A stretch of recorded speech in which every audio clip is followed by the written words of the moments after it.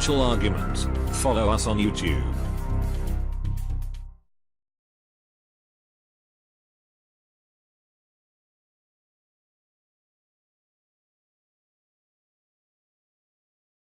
Jim, welcome back. Oh, it's good to be back. Hey, it's great having you back, man. I wanted to start off with the obvious question here on how the economy is doing right now. I mean, we know Trump, he's in office. We know a lot of things are happening at this point, but he's talking about, bringing jobs back, bringing manufacturing back. I mean, are all our problems completely solved now and the economy's ready to go full steam ahead, or do we have problems ahead of us? We're in the process of a complete fracturing, deterioration, and breakdown of the U.S. economy. Trump offers some bright lights, but what do you do with a locomotive that's going down the hill toward the chasm and it's picking up speed at 80 miles an hour on the track? What do you do? You can't really do anything. You can't do much. So take a look around the malls. We just had notification that major retail chains have announced, I think it's close to 1,300 different stores are going to be shut down this year. 1,300 stores. We got Macy's pretty much demolished. Sears in its current state of bankruptcy, working toward the final climax. It seems like the only retailer who's doing anything right is Amazon. And now I'm starting to hear that Bezos is a target for something. I don't know, but as a part owner of the Washington Post, he's getting involved a bit too much in politics. So I wouldn't be surprised if his business takes a downturn suddenly. He signed on some big contracts with the CIA to do cloud storage, and that's why, Amazon is favored by the government fascists. I'm going to use the word fascist frequently in this interview. I don't want to be confused with, Franco in Spain. These are neocon fascists that cut across both party lines. We have two political parties now in the United States in reality. It's the neocon fascists versus the populists. Trump is a populist. The neocon fascists include Baby Bush, Obama, and probably 3/4 of the Congress. Those are the fascists. Those are the ones who promote the wars, who favor the false news and CNN, and who, sign up for whatever war of the week we have. The United States is dedicated toward war. Okay, the economy is doing pathetically. We have car loan defaults. We're back to where we were in 2007 regarding home loan defaults. And we have student loan defaults that are at least $1.5 trillion in volume overall, but not at risk of defaulting. We have 40% of all student loan holders actually saying in polls they expect never to pay their debt and the government to forgive it. If you look at electricity demand, rail freight movement, truck freight movement, port activity, income tax withholdings, everything is in a dive. So Trump has plans, and I give him credit that he's got plans. Some of them are innovative. The most clever that I've seen is, I don't know whether it's from browbeating or just encouraging as our friend, the vassal state of Japan, but he's working toward Japan investing $1 trillion in U.S. infrastructure / industrialization. I don't really mind if Japan and China set up tens of thousands of businesses in the United States.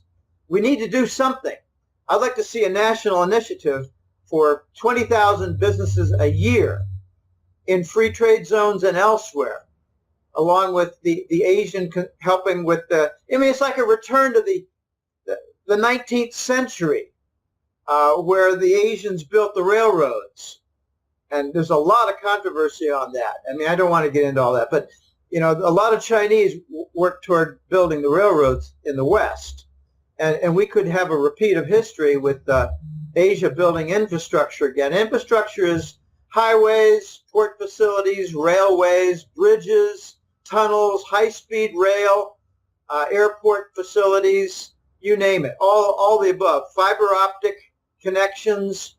South Korea has the best fiber optic connectivity in the world right now, and the United States is actually not doing badly when it comes to telecommunication infrastructure. We're doing very badly with our dedication to the Rockefeller model on gasoline and diesel usage. How are those 8-lane highways around Los Angeles, how are they doing lately? They earn the name of parking lots. If you want to contrast, take a look at the major cities of China, where you have 16 different rail lines moving between cities to the suburbs and to distant locations like other cities. Every major city is extremely well organized, and they do not have a lot of truck traffic in their distribution system. They're far more advanced than the United States, and the Americans have no idea how far behind we are. So Trump has some plans. I give him credit. Let's see if he can make some progress. But let me just cite to you, Dave, the principal challenge that Trump has when it comes to legitimizing the dollar and working toward setting up industry again in the United States. We had 30 years of outsourcing of industry. I remember the first event was 1984. Intel announced they were going to move a lot of their fabrication plants for chip. They call them chip fab plants. And they were going to move to the Pacific Rim. And we at Digital put our heads together and said, this is a very bad trend if it becomes a trend. And it became a national movement. And by the 1990s, I concluded, as still working in marketing research and industry in the United States, I concluded with my own abilities that the United States has moved away from legitimate income, and now we're going to rely on phony financial sector income, asset bubbles, etc., financial engineering, which, by the way, Greenspan gave his full weight and support. Then came Lehman and the bust. So it's on his hands. But we have, as a result of 30 years, a $550 billion annual trade deficit. This is the major problem for the nation when it comes to economics. We lack industry. We lack an adequate base of industry with which to carry on business as a nation. Now, remember, in the 80s and 90s, the Germans did not follow our lead. Western Germany and Britain, and I don't think Australia did. Western Europe and Britain and Canada largely followed our lead to destruction.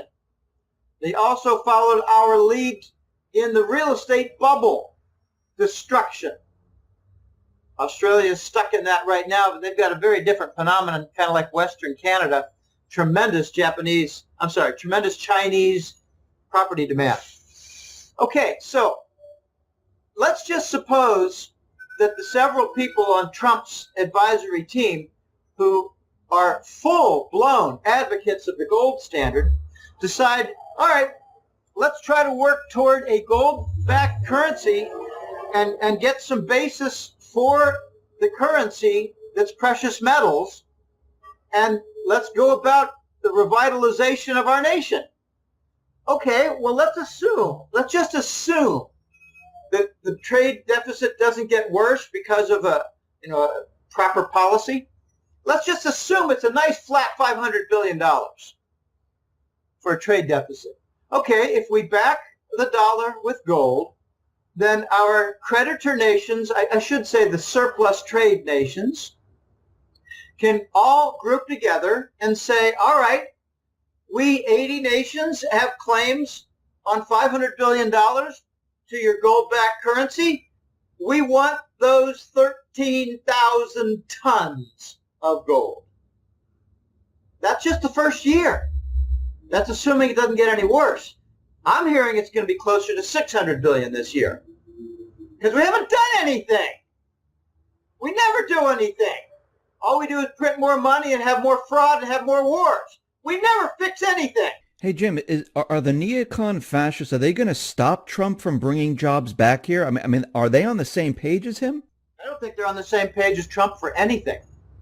They want to continue the wars. They actually try to promote the conclusion, the belief in the U.S. population that war is good for the economy because it brings jobs. It's the exact opposite.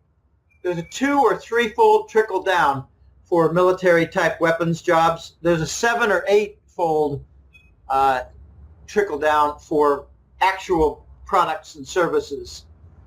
In other words, if you build things, you install things, you improve the efficiency of systems, and you create a wealth that trickles down all through the neighborhoods where the people work. If you make weapons, when you install something, you end up with massive destruction. So they try to actually say, I call it Reich economics, fascist economics. They try to make the point that all the war will result in tremendous job growth from the reconstruction. I mean, everything just about is upside down, Dave. It's really quite pathetic.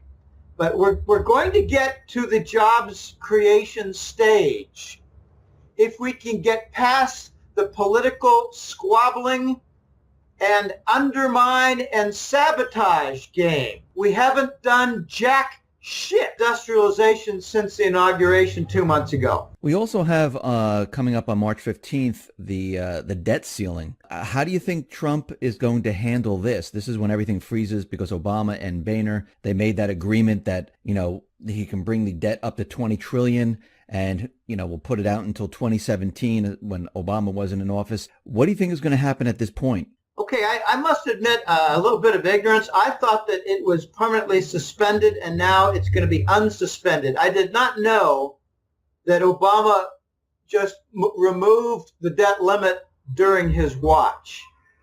I think what's going to happen is what's always happened without exception within the U.S. government, squabbling and, deliberation. For the debt limit, they'll extend it. You may have some mini crises where a few offices are shut down, and then there'll be more threats, and then there'll be more white paper reports of the consequences if this continues. And then the Senate, being the irresponsible and reckless group that they are, will just extend the limit. They'll maybe make it, 21.62 trillion. And how will they arrive at 21.62? I don't know. They'll probably pull it out of their asses. Well, what they don't properly estimate is the deficit. Deficit is probably $1.4 trillion last year. $1.2 trillion the year before. It's getting worse. It's not getting better. So if they just put it up by 1 trillion, we're going to revisit this point in less than 1 year.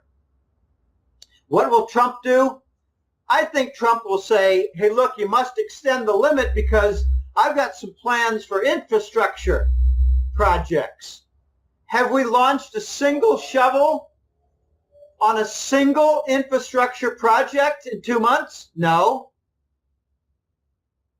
Have we instead made commitments for a $50 billion increase to military spending? Yes. So, I'm in favor of the whole Trump theme, the idea of Trump. I'd like to see some actual projects kick off. I'd like to see some actual arrests, like for McCain, Pelosi, Graham. These are traitors.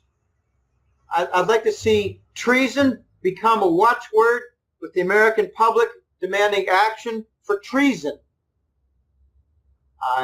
We've got it all over the place. I've been saying kind of as a bad joke for the last 2 years, treason is a calling card for high office in the U.S. government. Now we have treason laced all through the offices.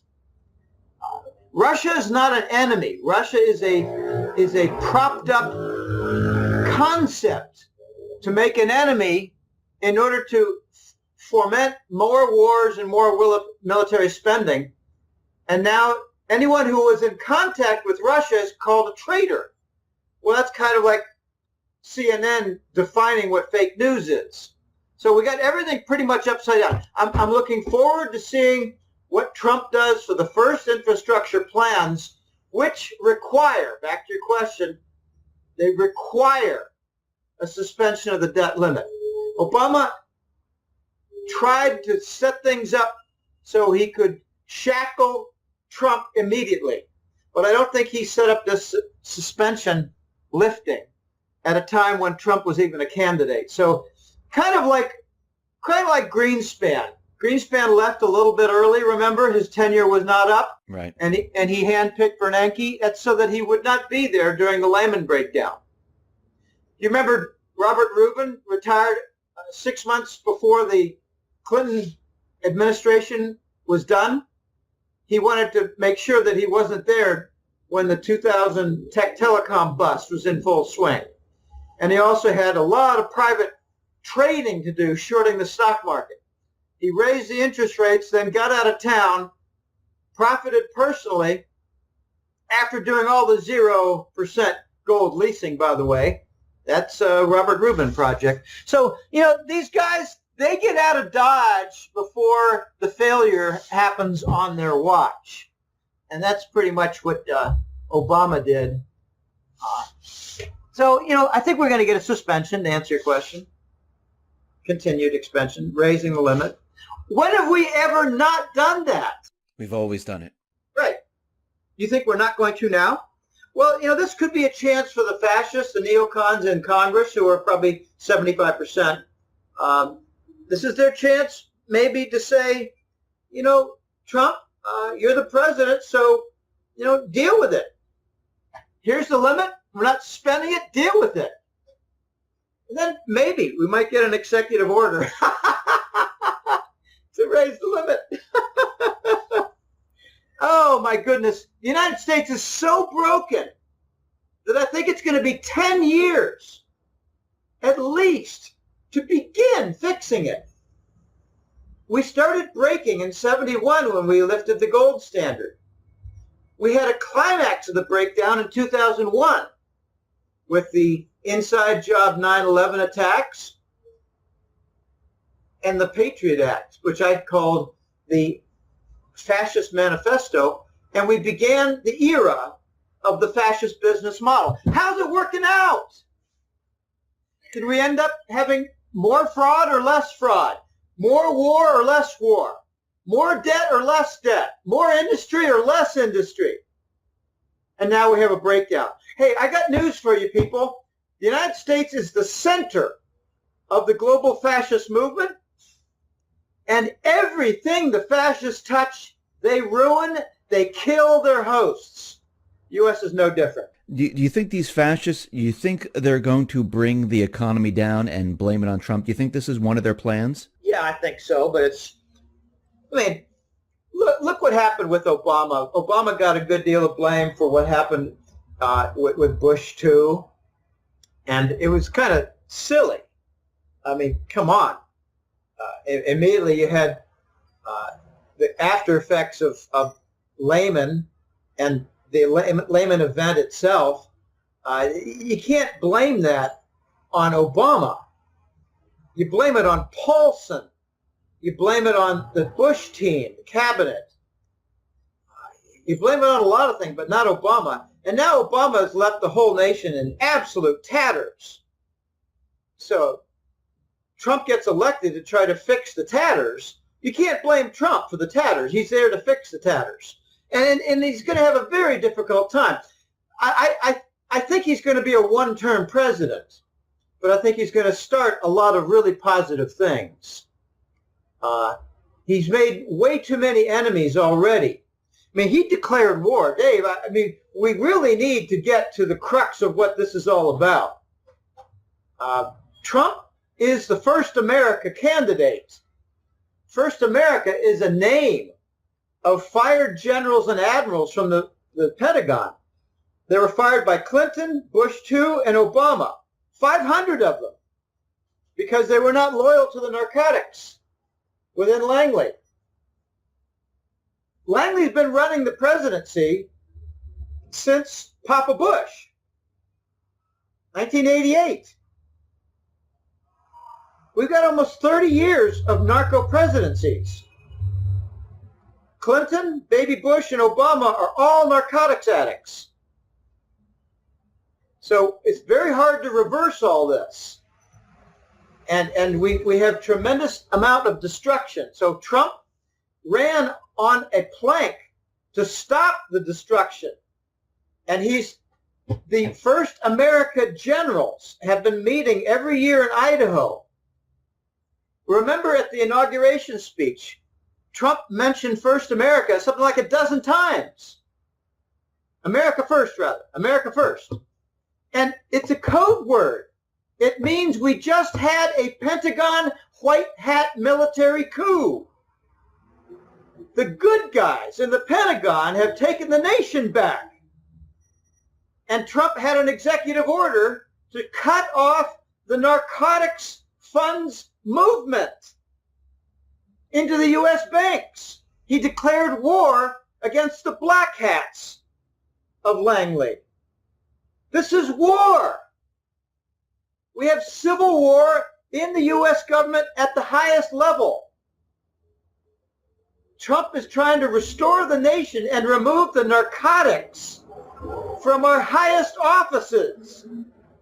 We have wars that are funded by narcotics. It's called ISIS. People, wake up. The Syrian war is funded by narcotics. The Yemen war is funded by Saudi narcotics in league with the Bush team. And a very funny little side story when it comes to narcotics. Remember Jeb Bush in the early portion of 2016 dropped out of the Republican presidential race? Yes. You remember his weepy, wimpy reason?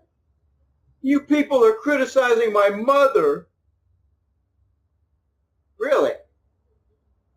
That's precisely when the Russian military was cutting off the narco lines for the Bush-Saudi connection.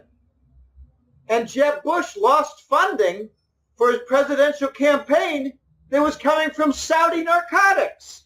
So how far are the fascists going to take this? I mean, we can see what's happening in the corporate media right now, where they're pushing their agenda, and Trump is fighting back, pointing out certain things, and, you know, there's fake news things going all around and things like that. But how far is the fascist neocons going to take this?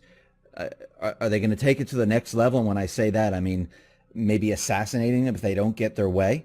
I don't want to talk about the assassination concept at all. Let me put it this way. When they talk about globalists, when Trump talks about the people versus the globalists, he's not really specific. What he's referring to is the global banker cabal. What he's talking about is the group of corporations, the sectors, like the banks, news media, pharmaceuticals, and a few others with a more minor role, all being in league together, energy, oil and energy, being in league together toward establishment of the global fascist state. That's what I call it. Globalist means global fascist state. But if you look in the online magazines and news sites, you hear the phrase New World Order, NWO. And that's one reason the Chinese, under President Xi, have very cleverly come up with the new Silk World Order. In other words, the Eurasian trade zone is the answer to the New World Order by the globalists who are promoting a global fascist state. Notice that in the European Union, orders are given by the Commission, which is not elected, like continuation of the Russian sanctions, even though almost no European nations wants them to be continued. So this is going to be motive to fracture the nation, to fracture the nations within the EU. But how far are they going to take it? Here's the big point to make. If the economy gets ruined, or at the same time, one or the other or both, we have rioting in the streets of the United States, like, say, because they're out without jobs, or because, say, the supply chain is messed up for gasoline and food, or, say, the various NGO groups funded by Soros, managed by Obama now, are inciting riots. If we have riots and civil disorder at the same time that we have economic deterioration to the point of breakdown, then that is precisely what the globalists will use and take advantage of to create martial law under fascist rule. They will then say, we got emergency teams that must take over, and Trump, you're not the president anymore. It'd be a fascist takeover by, say, the narco barons in Langley. Will they take extreme measures against Trump? I don't know. I hope not. I don't want to repeat what I went through when I was 11 years old, which was the removal of John Kennedy, probably the last populist president we had. Don't think for a minute that Jimmy Carter was a populist president. No, he was part of the cabal.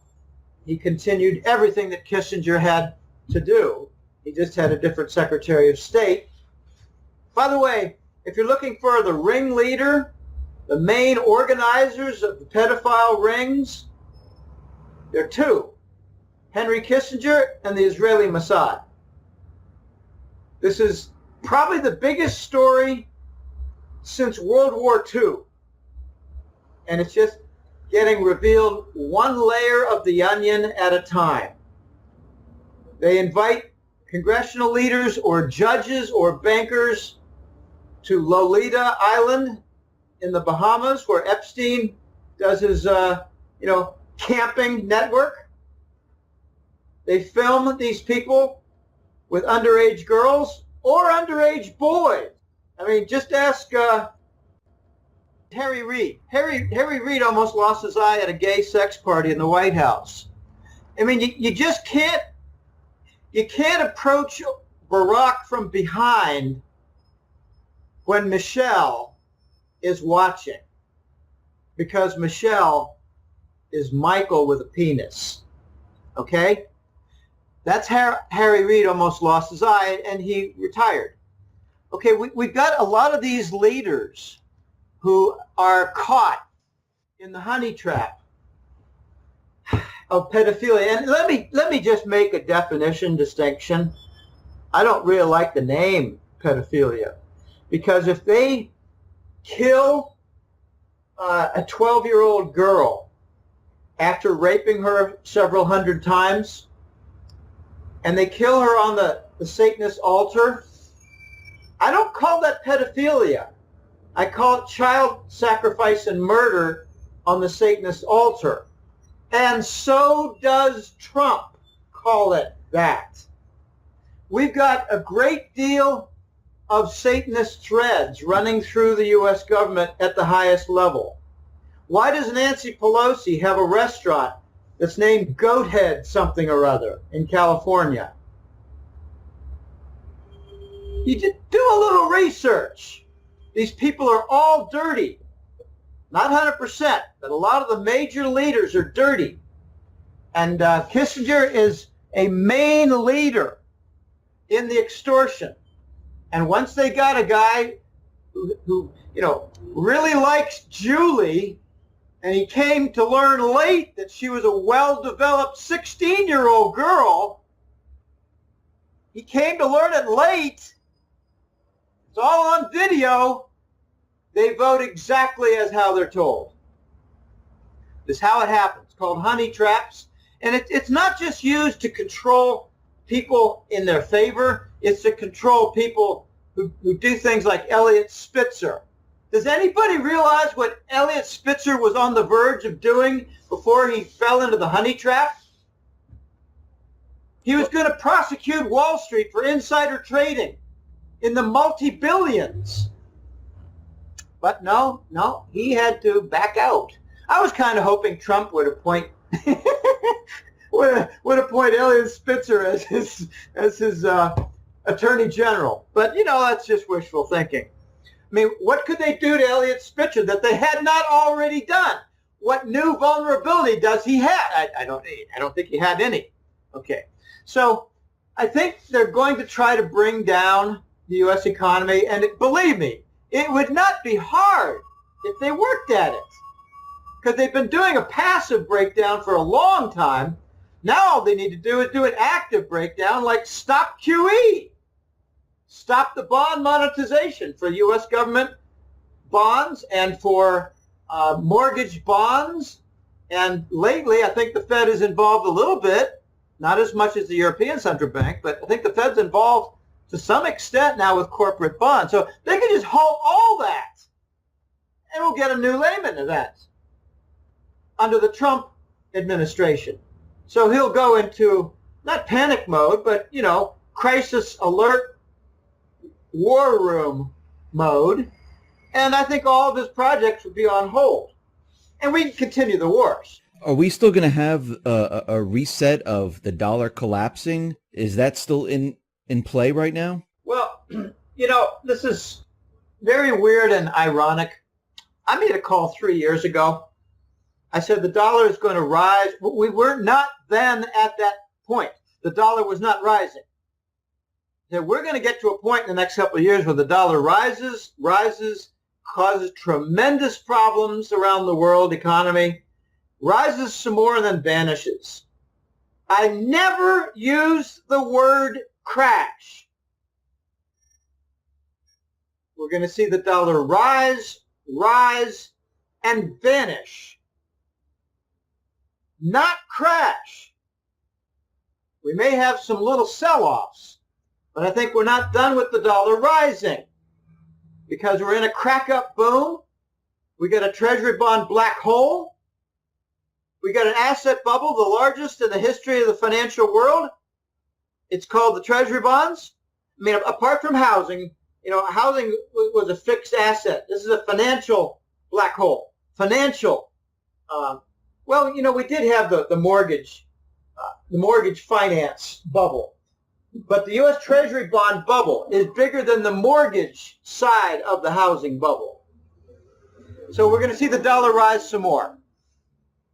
And look at the damage. I mean, I have a viewpoint of the damage from this Latin America perspective.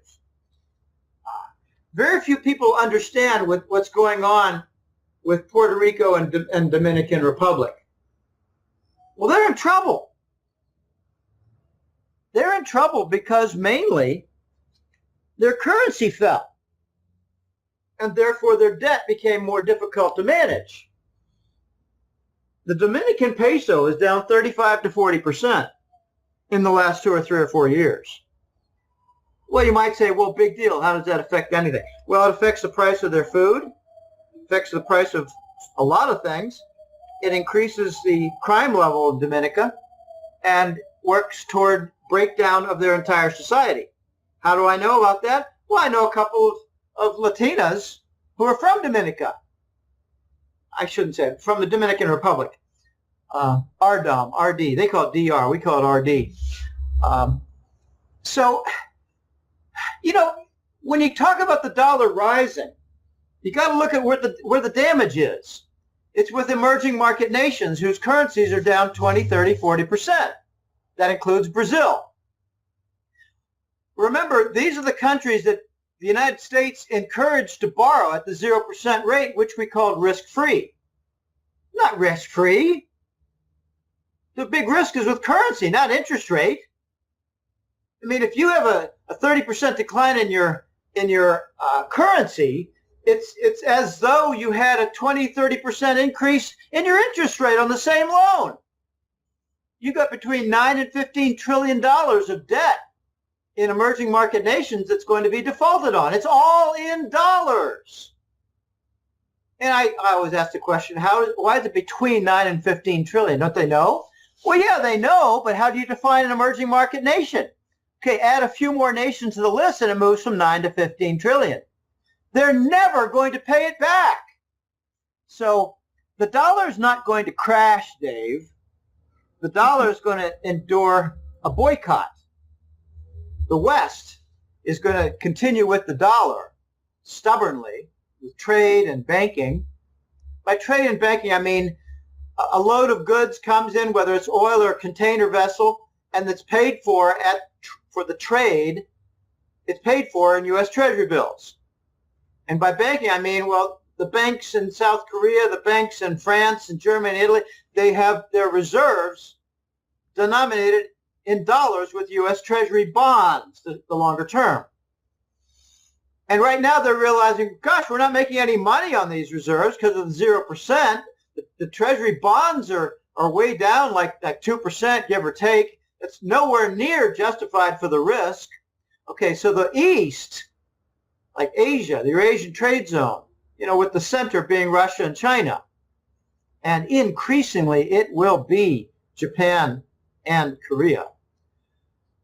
We have the opposite happening. They have the non-dollar platforms that are coming into view, like the Asian Infrastructure Investment Bank, like the Cross-Border Interbank Payment System, also called the Chinese Interbank Payment System, CIPS. That competes with SWIFT for global bank transactions. There are a number. There's the BRICS Global Bank. I think the BRICS Bank is going to be eventually serving a role whereby nations discard their treasury bonds, deposit them at the BRICS Bank, and in return are given gold bullion to put them into their banking system. And that's how they're going to rescue their bank system from the vanishing dollar. Now, the IMF has got its plan. They actually think they're going to have a gold-backed SDR currency, which is the basket special drawing rights currency. It's the dollar, the euro, the British pound, and the yen. Add now the Chinese currency, the RMB. They actually think they're going to do a gold-backed basket with the IMF, and I think dream on, because when they announce any kind of plan, if they ever get to the point of announcing a plan, these globalists are going to say, we have the solution to the problem that they created themselves.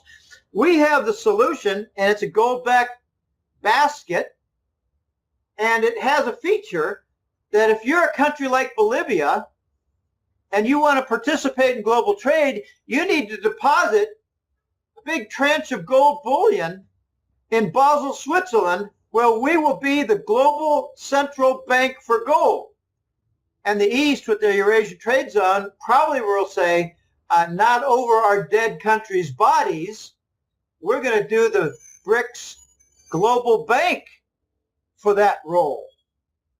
So the West is going to try to centralize the gold-backed currency solution, while the East, under China's lead, are going to try to do a decentralized gold-backed currency and trade note. I think the first thing we're going to see in the next several months, potentially, is a gold trade note, which will be a device, a vehicle to guaranteed trade payment and trade delivery and not involve the dollar.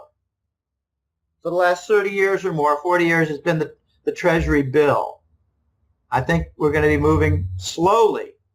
And we're seeing the evidence now of the structural makeup for the gold trade note, Dave. And I'm very excited about this. Take a look at how China and Russia, I'm going to morph here into a gold trade note discussion, if you don't mind. Take a look at how Russia sells China oil.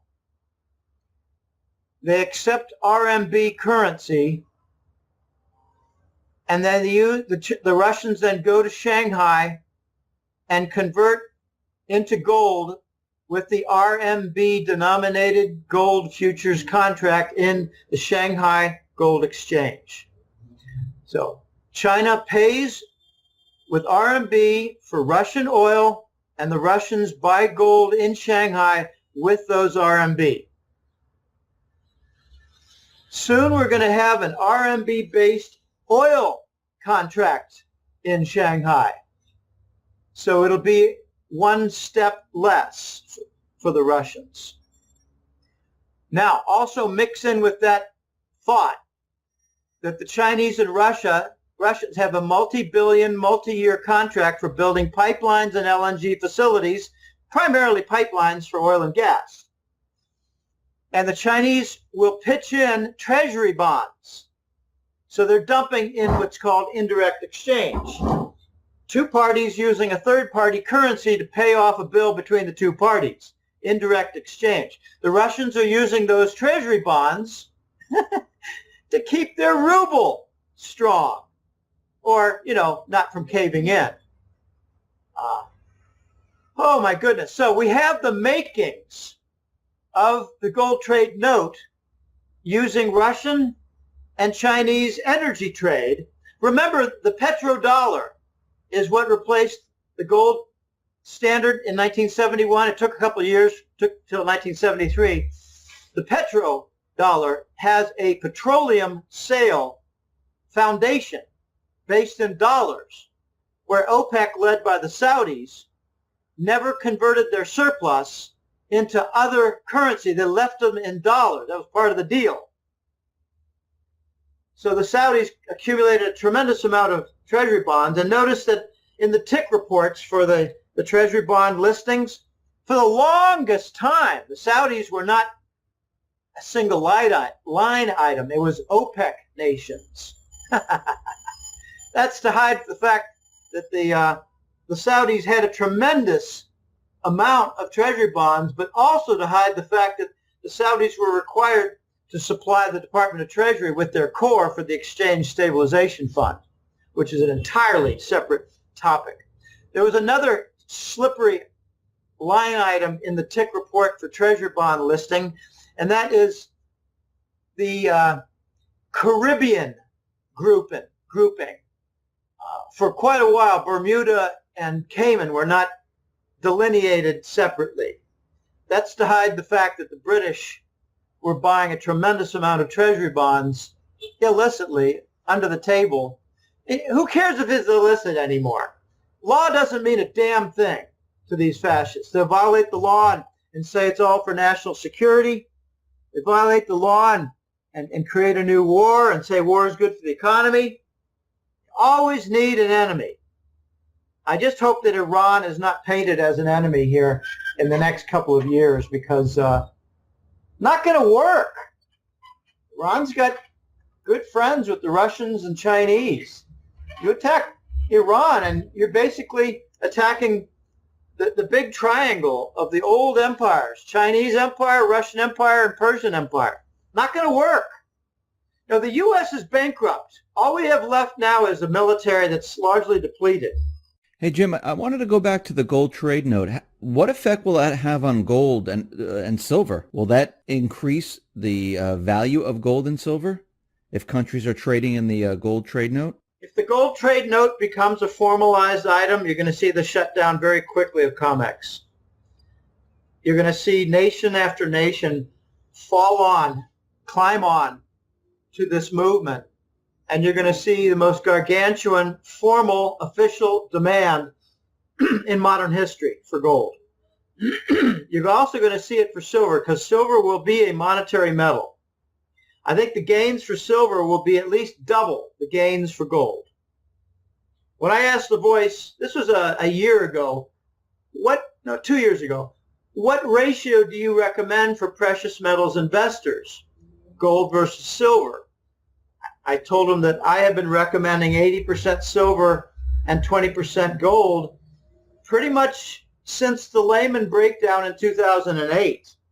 And by the way, I got correct the forecast that we would move to 0% after Lehman.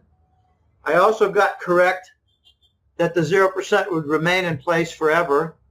I also got correct that we would go to the QE bond monetization like a third world nation monetizing our $1 trillion annual debt in the United States. I also got it right that QE would remain in place forever. So this is, we're going to see tremendous demand for gold and silver. It's going to happen on both the trade side and the banking side, which will be a double-edged sword against the dollar and its global reserve currency status. I mean, if you were to ask 100 Americans picked at random, what does the global reserve status mean for the dollar? I think you get 98 blank stares and maybe one correct answer and one close to correct answer. What it means is that trade is settled internationally in the dollar. What it means is that the reserve assets for global banking systems, like in Korea, like in France, are based in the U.S. Treasury bond. So when gold goes after the trade payment route with the gold trade note, and when gold bullion goes after the bank reserve route, which is largely U.S. dollars through treasury bonds, you're going to see the dollar lose its global reserve currency status and the U.S. forced to create its domestic-only currency, which I've given the name, and I'm very happy to see other authors latch onto it. I call it the new Scheiß dollar, because Scheiß is German for shit and excrement and, rubbish, flotsam and jetsam. Scheiß is a little more general a word in German than just shit. In the United States, we don't call shit rubbish in a vacant lot. They call that Scheiß. It's, it's waste, rubbish. So when the U.S. is forced to create its domestic-only currency, that's when the major crisis happens in the U.S. By that I mean that's when the currency crisis hits, and that's when the import prices double. Because we're going to have probably a sequence of devaluations. The Chinese, when they were forced to endure a default on the gold lease, I mean, there's so much to tell about recent history that's not told properly. When China got the 1999 most favored nation status, they were asked to lease Wall Street a bunch of gold.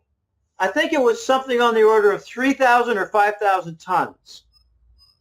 And the Chinese were very smart, and they said, well, we want a guarantee on this. So we gave them a secured stream bond, like a mortgage, but the secure stream was income taxes from the United States population, the citizens, the economy.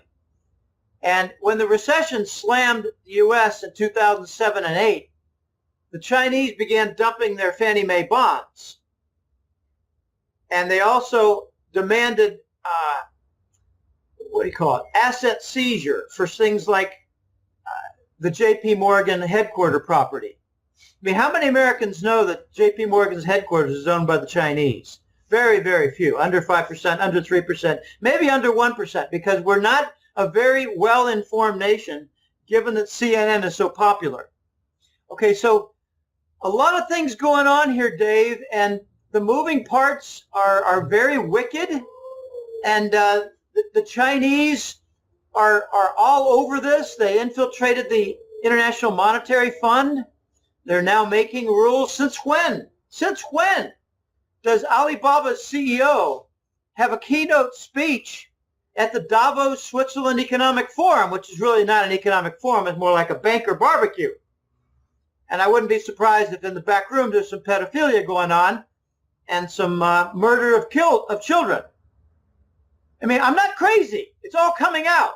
Yeah, there have been arrests. Vault 7. There have been 1,000 arrests in the United States, and the major media will not report it for pedophilia.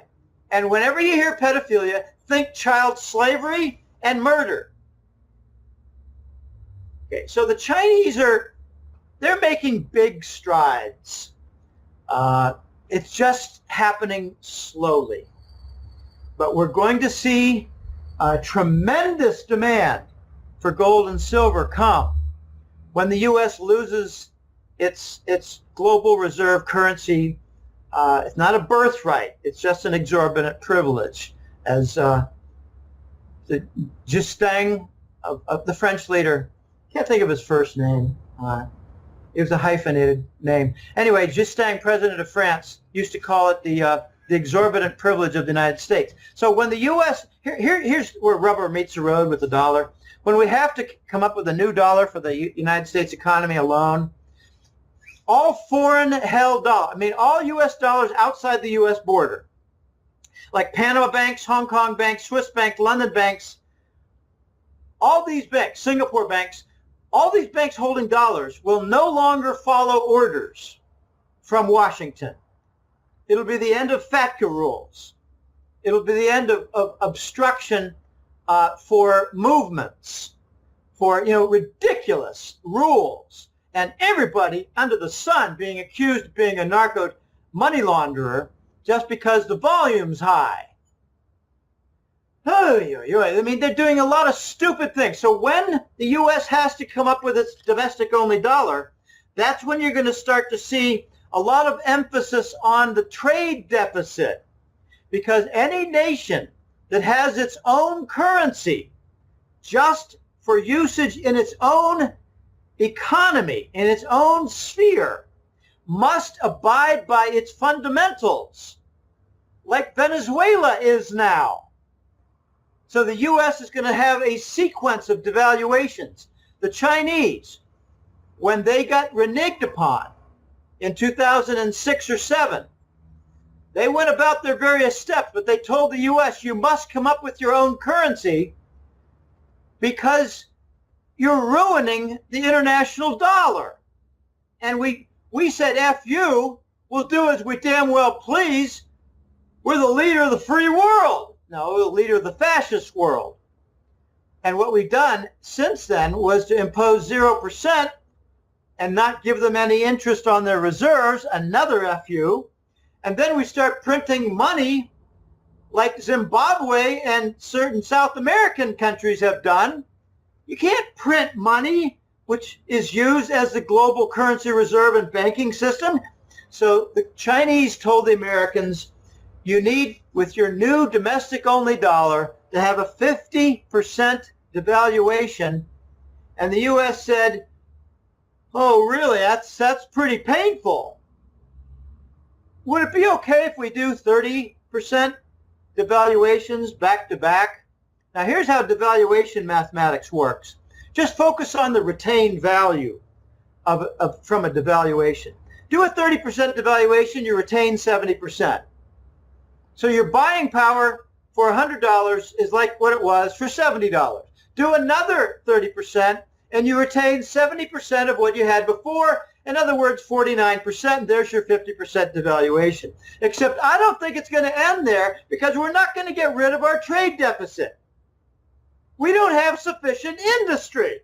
That's why I think Trump is trying to focus first on the infrastructure, second on the reindustrialization, and he wants to buy time before the world rejects and boycotts the dollar. In other words, let's reindustrialize the United States before we lose the global currency reserve. That, I think, is the main objective for Trump, apart from all the political backstabbing, sabotage, and illegal activity. So he's really planning for everything after the fact. He's saying, okay, I understand what's coming. I understand the dollar is going to be devalued. We're going to have a domestic dollar. The way of life, if you're talking about all these devaluations, it's going to be horrific for the people. And we're going to have to bring back manufacturing to, actually restart the country. Exactly. We don't have adequate manufacturing to export from. So that our inadequate manufacturing has resulted in a gargantuan trade deficit. Isn't the public going to be angry when, all of a sudden their way of life completely changes? Well, yeah, but that feeds right into the hands of the globalists who are going to say, well, it's time for martial law, and we're going to have our fascists take over, because Trump failed. Trump is going to try to get this done before we lose the dollar global reserve currency status. Trump wants to do some very clever things, Dave. He wants to, okay, let's just do some economics, fundamental accounting. I focus on the trade deficit because it's so big, it's $500 billion a year and growing. But what really counts is the current account deficit, which is the trade deficit plus any differential we have on financial trade, like the difference between Americans' purchase of foreign bonds and real estate versus foreigners buying bonds and real estate and commercial buildings. Okay, the financial transactions for bonds, real estate, just lots of things, property, commercial building, you name it. Okay, since QE came into phase, our financial balance of trade payments has gone worse. We're doing QE for bond purchases because we have inadequate foreign purchases of our bonds, while we have a growing trade deficit. So the current account deficit is actually growing and is worse than the trade deficit. Okay, what Trump wants to do, here's a very clever plan. If he can bring in 1 year, say $400 billion of Asian money for infrastructure projects, he can offset 80% of our $500 billion trade deficit. And if he does it again in the second year, he can offset again 80% of the trade deficit. Maybe it'll only be 60%, 65% in the second year, because we will have created maybe 20, 30, 40, 50,000 businesses. And by the third year, maybe we'll have sufficient mass for the reindustrialized base that we won't have a trade deficit that's very big. And then we can launch the new dollar and not have this currency crisis. That's the Trump plan. I don't know if he's going to be able to pull it off because the Japanese government just had a ruling that the United States could not use $1 trillion in their government pension fund without some vote in their parliament. And remember, the U.S. doesn't care about law. They say, you're our vassal state, F you, do what we say or we'll start killing people. And now the Japanese are pondering the prospect of investing $1 trillion. They've got a few trillion in their pension funds. They're one of the richest nations in the world when it comes to pension funds. But most of them are private. So you see the point of going after the government pension fund, because the U.S. government controls, as a vassal state, the Japanese government. And then you have the whole other issue of the Bank of Japan. They own $1 trillion in treasury bonds. So maybe they'll participate also. Maybe it'd be $250 billion from the government pension fund and $250 billion from the Bank of Japan from their treasury bonds for the first year. There's lots of trillions to commandeer in Japan. Oh my. So that's how Trump wants to try to deal with it. To use the current account deficit, make it a surplus, and offset the trade deficit. Very clever plan. This is a business expert. What was Obama an expert in? He was an expert in acquiring cocaine bags. He was an expert in revealing sealed documents from the courts for his political rivals. He was an expert in finding a boyfriend and buying Michael LaVaughn Robinson, and buying him for $25,000 from Reverend Wright at the church. That is what Obama was expert in. Trump's a businessman who knows how to recover from financial distress. He came back from bankruptcy at least 2 times. My concern about that is that he might have had to, sell his soul a bit to the bankers. I don't know. We're going to find out. Will we have any progress at all on the financial front, or will the dollar continue to be the most corrupt currency in modern history, fortified by the Exchange Stabilization Fund? By the way, the Fed owns about, I think it's $4 trillion worth of Treasury bonds. The question never asked is, how much does the U.S. Department of Treasury own? I think it's twice that. It's the Exchange Stabilization Fund. When $400 billion worth of Treasury bonds were dumped in the last year, the buying was not largely done by the Fed. It was largely done by the U.S. government and kept out of the news. The Department of Treasury is buying our own debt. So aren't the fascist neocons going to try to stop Trump from doing what you just said? Because, he'll look like a hero if he pulls this off. And I'm assuming they... Yeah. They'll try to interrupt anything he tries that will be, worthwhile. The neocons don't do things that are constructive. I don't think you can find any one of their policies in the last 2 to 3 presidential administrations that have been positive. You can say, oh, Clinton, look at all the prosperity we had during Clinton. No, what Clinton did was he stole Fort Knox and used all the profits from the dumping of Fort Knox to support the Treasury bonds and lower the interest rates for businesses.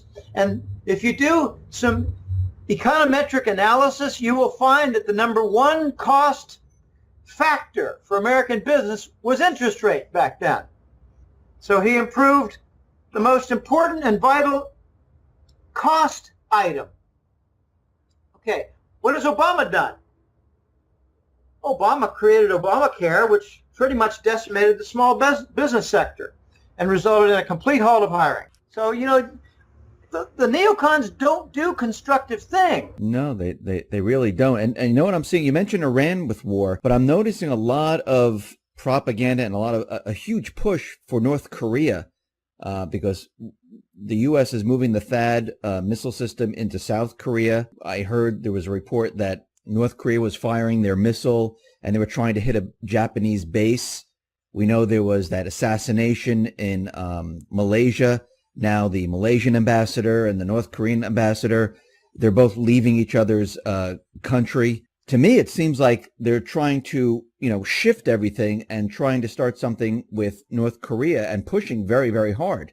Do you see that? Well, yeah, these are the neocons. Yeah, they're trying to become belligerent and bring about some kind of sparks between the U.S. and China. And it's just not going to work. It's not going to work. The Chinese have fired back, not missiles, but they've halted 110,000 tourists to certain locations in South Korea. They're not going there anymore. Yeah. The Chinese have a billion man army with commerce. They're boycotting Apple devices right now. They have been boycotting Google for the longest time. We've got conflict over the South China Sea continuing. I got a funny little side story, and I might have told it in a previous interview with you, but it's quick. I got a client in Hong Kong named Jerry. Jerry lives in an apartment building, a big one, kind of luxurious, nice, and he's got a doorman in front. It might not be all that luxurious to have a doorman. But anyway, he was just striking up a conversation with his doorman. This was 2 years ago. And he said to his doorman, my son has got an interesting job now. He's being paid by a U.S. government agency with a name that does not say U.S. government on it, but he's paid $100 a day to carry a placard and yell slogans about the Japanese objection to the South China Sea Islands. Okay, so, if you're wondering, is the United States behind the demonstrations in Asia, in that region, regarding the South Sea Islands? The answer is yes. And I have a client whose son is being paid They're doing the same business model with Obama and Soros. They're paid $14 an hour to go out and demonstrate against Trump. And the organizers, the managers, are paid $1,000 a month. So what does Obama call these groups? Democracy something or other. They're not about democracy. Nothing about the fascists is about democracy. I just saw a term, I didn't know what it meant before, R-I-N-O, rhino, Republican in name only. They're fascist. Well, we need a Dino too, Democrat in name only. They're fascists. We got Democrat neocons. Does anybody realize that the Obama Secretary of State and pretty much the entire brass of their State Department was holdovers and other associated members of the Bush team? The neocons cut across both parties, and the State Department is your best evidence. I mentioned that to my block-headed brother, and he said, "Oh, I didn't know that." I said, "That's because you're reading the fucking New York Times." Do you have any closing thoughts or anything else you want to say? Sell all of your paper assets. Sell the majority of them. Get going. Because the Fed and the Wall Street banks are keeping your stocks propped, and they're pretty much the only buyers of bonds. Sell what they're propping. Has anybody ever heard the concept of sell high, buy low? It's kind of a foreign concept now, because the Wall Street boys are trying to get you to believe buy high, and as it keeps going higher, buy more. They're bubble merchants. So sell the stocks and bonds, sell your CDs, redeem them, because they're at risk. If the new dollar is announced next month, I guarantee there's going to be a stock market decline. I guarantee there can be bank bail-ins and failures. What do you do after you sell all these paper assets? You buy gold and silver bars and coins. Buy all you can find. In fact, pay small premiums to buy what you can. Go into dealers and say, "I know the price is X for gold coins, but I'll give you an extra $80 per coin if you can just find them." I guarantee you go to the top of the list and there'll be more to buy. So we need to increase the premiums on these merchants in order to make it more apparent that the gold price is phony, and so is the silver price. Okay. After you go buy your gold and silver, just sit back and watch, because things are going to break down a lot worse. I'd like to end with one little quick story. The Voice had a story to tell back in right around Christmas time, a couple months ago. It was about what is the real price of gold. And one of my questions to him was, do you have any recent transactions that you've heard of that are, large quantity, where the price of gold was known? And he wrote back and sent a picture. And I'm not permitted to reveal certain details, but it was a bin loaded with something on the order of $100 million worth of gold. And the price was $2,100 per ounce of gold. So I don't give a rat's ass, Dave, what the COMEX price is. I care what the large volume purchases are for, because that is precisely where the equilibrium lies. Okay. Big purchases, big demand, proper price paid in order to have the owners and holders of large supplies give them up. I think what we have with the dealer shops is a fake price. All you have to do to prove it's a fake price is go to your dealer and say, "I want to buy a few gold coins. What do you have? What do you have for, recent mintage?" I don't care about a 100-year-old gold coin. I care about a gold coin that's after the year 2000. Ask him what he has, and you'll probably hear, "Well, we got about, can't say exactly, but how many do you want to buy?" And if you say, "I want to buy a dozen," he might say, "Well, we got that, or we can make sure we can fill that in a couple days." Then you say to him, "I got a driver out back with 2 armed guards, and we've got several $1 million worth. Can you possibly buy a couple thousand? Is it possible to buy a couple thousand gold coins?" That's when you get the interesting responses. No, we don't have that. You kidding? You crazy? Well, why wouldn't you be able to get that if that's the proper price? If it's the equilibrium, then you should be able to attract the supply with that price. And it's not the price.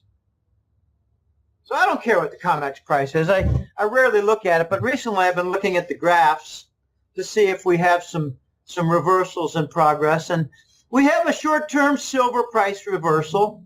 We do not have a gold short-term price reversal, not yet. We've got serious overhead between 1,300 and 1,350. But I think silver's going to make the move first and drag along gold. It's kind of backwards, but that's the way it is because the silver deficit is so much worse than gold. It's an enormous deficit for silver. There's tremendous industrial demand for silver. You got irreplaceable applications. And, you know, we do hear things like, well, as far as solar panels go, there is some replacement. They're not all now silver. Well, that's true, but the great majority still are. And don't buy the argument about digital cameras are going to remove the demand for silver. That's so stupid. Yeah, try taking a look at emerging market nations and Latin American nations, and let me know if they're still printing photographs. The answer is hell yes. So there is more digital camera, but gosh, you know, some of the more recent applications of silver are in pressure-treated lumber. I remember when I was building back porches and stuff like that, I did a couple. I mean, I've done some kitchens and bathrooms and back porches, and the back porches were the most fun because you start from nothing. We put in some pressure-treated lumber for what touched the ground. You don't want the rot. You don't want the insects. Well, now the pressure-treated lumber uses a silver compound and doesn't use that arsenic green compound. Arsenic is not a good thing to put into your lawn. Arsenic doesn't really favor the growth of grass, but silver doesn't bother anything. So, you know, we got all these applications, and I asked the voice, if the premium for gold is like 70, 80%, what's the premium for silver? And he said, oh, at least that. I said, do you have actual transactions that you could point to? And he said, well, I remember a few recently, but I don't have data and a picture like I do for this one. And this sale, this purchase at $2,100 was in Dubai. And I said, is this a Chinese buyer? And he said, well, it's Asian. And I said, where's the origin of this? Is it from stolen, recast Swiss refinery gold? And he said, no, I can't say. We're in very interesting times here, and Trump has only elevated the risk level. One thing the bankers don't want to see is rioting on the streets where they go after the bankers. So they're going to work this in such a way as the scapegoats are targeted. And that's where you get the real dumbasses in the crowd who think that China and Russia are adversaries. Now, the adversaries are living in the castles of Europe and London. Those are the adversaries. The adversaries are the Bush family. When I saw Papa Bush for the introduction to the Super Bowl, I had to leave the room because I didn't want to vomit on my table. This is a man involved in the global fascist movement, in the narcotics. He's personally worth at least $5 trillion from heroin and cocaine. He's responsible for executing the Rothschild plan for 311 in Japan called Fukushima.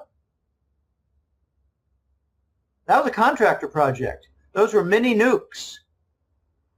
And the signatures for all the seismic movement pointed to an explosion that was not natural, detonation in other words, followed by an explosion that was made to look natural with seismic waves. So the detonation of micronukes followed by the HARP weapon used to create the earthquake and the tsunami.